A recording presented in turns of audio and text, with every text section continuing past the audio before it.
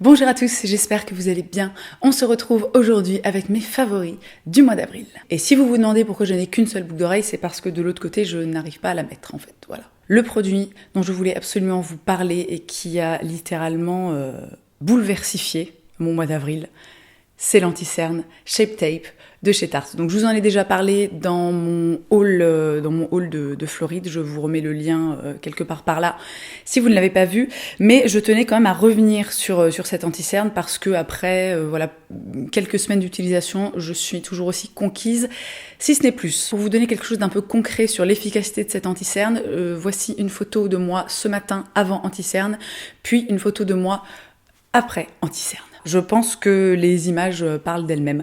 Donc encore une fois, moi je mélange deux teintes, la teinte médium et la teinte light medium honey. Alors je confirme, moi je le poudre parce que sur moi il a tendance à filer un petit peu dans les plis quand je ne le poudre pas. Donc moi comme d'habitude j'utilise celle de chez Rouge Beignet Rouge et alors ça tient du matin jusqu'au soir, c'est complètement infaillible et fallait que je vous en reparle. C'est tout. On reste dans le thème contour des yeux. Je voulais vous parler du Shot Beauté contour des yeux liftant et illuminateur de chez Rennes, qui est le contour des yeux que j'utilise maintenant depuis quelques semaines. C'est un produit en fait que j'avais depuis pas mal de temps, que j'avais déjà testé, dont j'étais pas ultra fan. Et là concrètement, ça doit être un des seuls contours des yeux de jour, donc un truc pas trop riche qui me reste.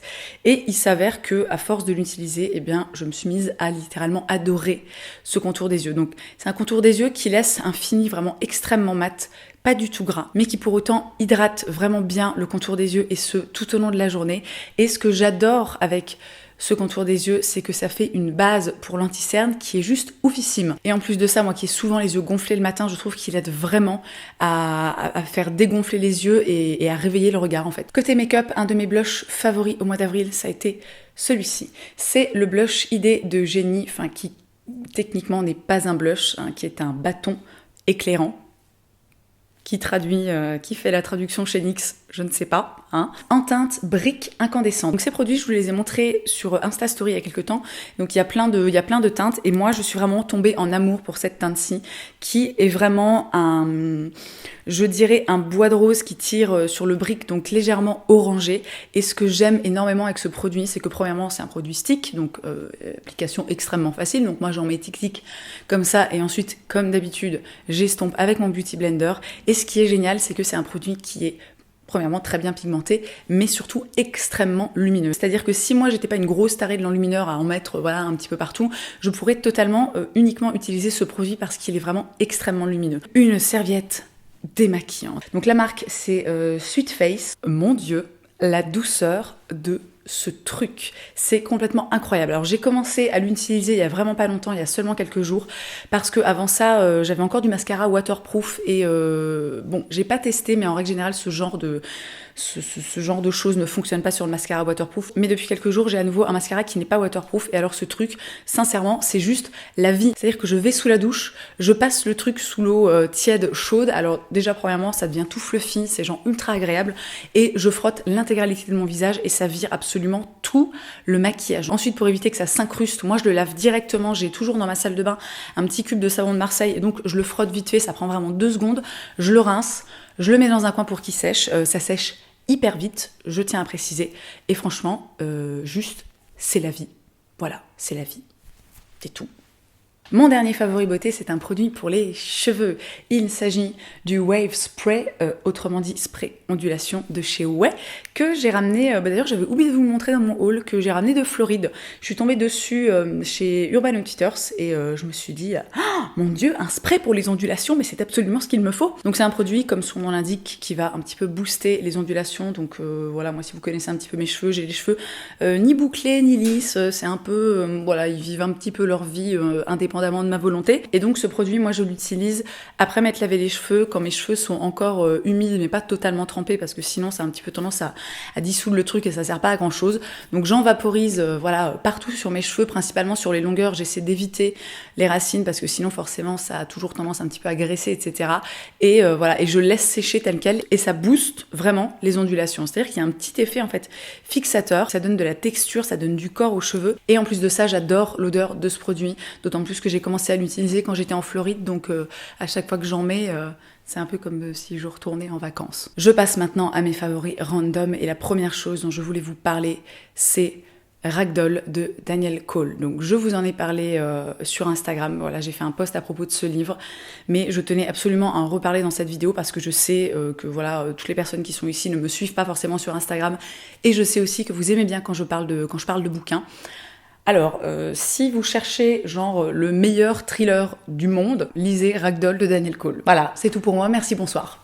Haha, plus sérieusement, ce bouquin est juste, mais génialissime, je l'ai adoré. J'ai été complètement happée par l'histoire qui est hyper bien foutue, qui est hyper bien ficelée. L'intrigue est absolument géniale, les personnages sont ultra attachants, de ouf. Et vraiment, si vous cherchez un bon polar, n'hésitez pas à vous procurer Ragdoll parce qu'il est comme ça, mais genre vraiment comme ça, tu vois, comme ça. Une série dans mes favoris, Designated Survivor, qui est, si je ne me trompe pas, une série Netflix avec Kiefer Sutherland. Pour vous raconter rapidement l'histoire, donc ça se passe aux États-Unis, au gouvernement, et Tom Kirkman, qui est le personnage incarné par Kiefer Sutherland, travaille au gouvernement dans un truc, je crois que c'est l'équivalent des mecs qui bossent un peu à la mairie, enfin voilà, je sais plus exactement, désolée, j'ai pas les détails. Et dès le premier épisode, eh bien, il y a un attentat bien sûr, on va la refaire, il y a un horrible attentat qui décime tout le gouvernement. Voilà, c'est-à-dire le président, tous les députés, les machins, les trucs, c'est-à-dire qu'il n'y a plus personne. Et apparemment, les types, au cas où ça arriverait, tu vois, le gouvernement américain, ils ont dit, bon, bah, on va désigner un... Voilà, s'il reste un mec dans le gouvernement qui survit, eh ben, ça va devenir le président des États-Unis. Bon, alors je ne sais pas si ça se passe comme ça dans la réalité, toujours est-il que dans la série, eh bien, Tom Kirkman devient le président des États-Unis.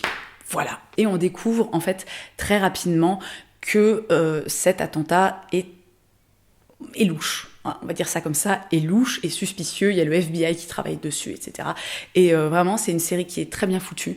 Les acteurs sont géniaux. Et alors moi, ce qui me transcende, et ça va sûrement être très bizarre, mais complètement dans cette série, c'est le son.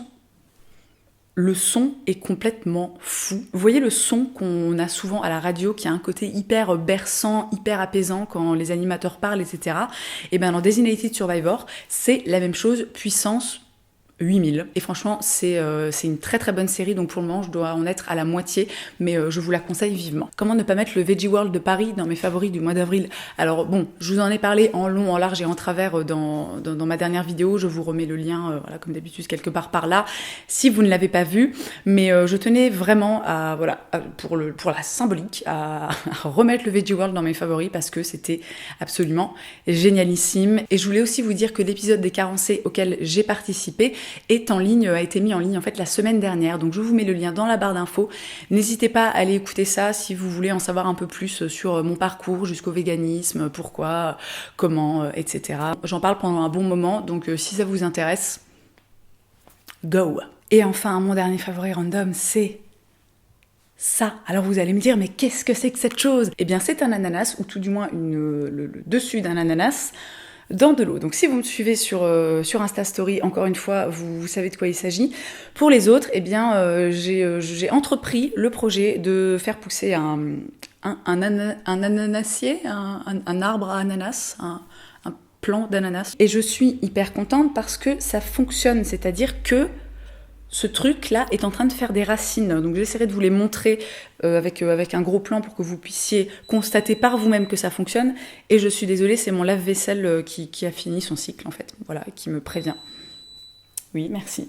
J'arrive. Je vais venir te vider. Ne bouge pas. C'est bon, t'as fini? Ouais. Non. On est bon? Non, toujours pas. Donc bref, et ça si vous voulez...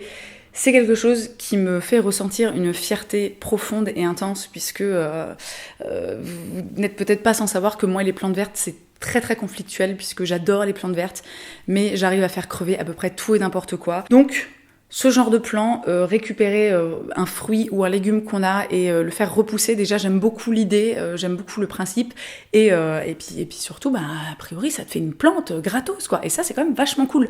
Donc je vais pas rentrer dans les explications de comment faire là maintenant, mais sachez que c'est très simple, et sachez ensuite que je vous mets un lien dans la barre d'infos, je vous trouverai une vidéo ou un article qui explique, et c'est vraiment d'une simplicité enfantine. Donc pour le moment j'attends que les racines grandissent encore, parce qu'il faut quand même qu'il ait pas mal de racines pour pouvoir le mettre dans la terre, et je vous tiendrai au courant, je vous dirai ce que ça donne. Alors j'ai pas forcément l'espoir d'avoir des ananas et de pouvoir les manger, mais si ça me fait une jolie plante, et ben ce sera vraiment cool. Voilà pour mes favoris du mois d'avril, donc j'espère qu'ils vous auront plu.